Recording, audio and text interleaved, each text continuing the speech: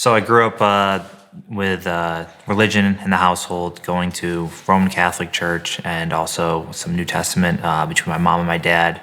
But it wasn't really till college where I was more in the text and doing Bible studies on campus with a small group of some awesome guys. And then it was just kind of part of God's bigger plan where I was at Cornell and my dad was at the Section 3 in Syracuse Hall of Fame banquet where Jose Campo was there and he was his dad was getting inducted and he was taking on his behalf, and ended up meeting my dad and connecting with my uncle who went to the same church as Jose for the last 10 years out in San Diego.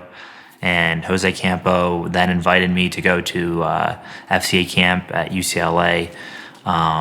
And I went to that camp that summer and was a mentor for some kids there, and that camp changed my life. And I think that was my big spiritual growth moment, being around that camp, being around kids from all different walks of life, being a mentor, sharing in the faith, sharing worships with them.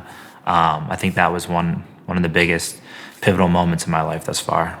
So then, fast forward, I graduated from Cornell, and I was unsure of what to do. I was home for the summer, didn't know if I was going to keep wrestling, and was kind of lost spiritually, and didn't know which path I was going to go down. And I ended up walking on and playing football for one season at Syracuse. Was a lifelong dream of mine, growing up in Syracuse and being able to play there. So that was awesome. And then, kind of part of God's plan, ended up accepting a job in Philly for financial planning, and then reached out to the Penn RTC to continue my wrestling. Wasn't sure to what capacity, and got to meet Coach Slay, and it's just been truly an honor being a part of their organization and having just great mentorship with Coach Slay,